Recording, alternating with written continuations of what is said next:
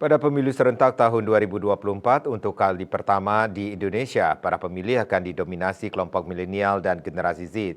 Berdasarkan daftar pemilih tetap DPT Pemilu 2024 yang ditetapkan Komisi Pemilihan Umum, setidaknya 33,60% pemilih masuk kategori milenial, sedangkan generasi Z ada sekitar 22,85% dari total DPT.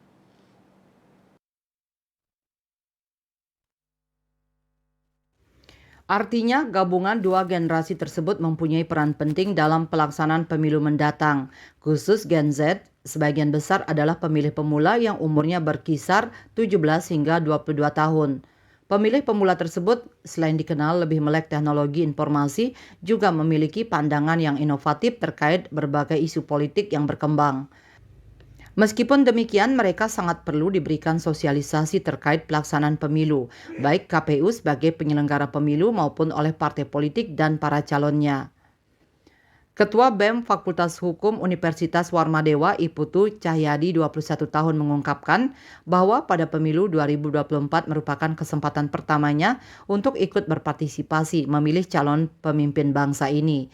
Namun demikian, sampai saat ini ia belum menentukan pilihannya kepada salah satu pasangan calon presiden dan wakil presiden yang telah ditetapkan oleh KPU.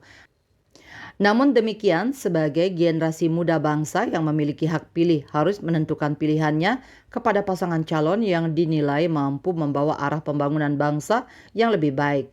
Terlebih pada tahun 2045 bangsa Indonesia menuju Indonesia emas. Untuk itu, ia mengajak seluruh pemilih pemula dan generasi muda bangsa untuk mencermati dan memahami visi misi dan program-program yang ditawarkan oleh masing-masing pasangan calon. Begitu juga dengan visi dan misi para caleg.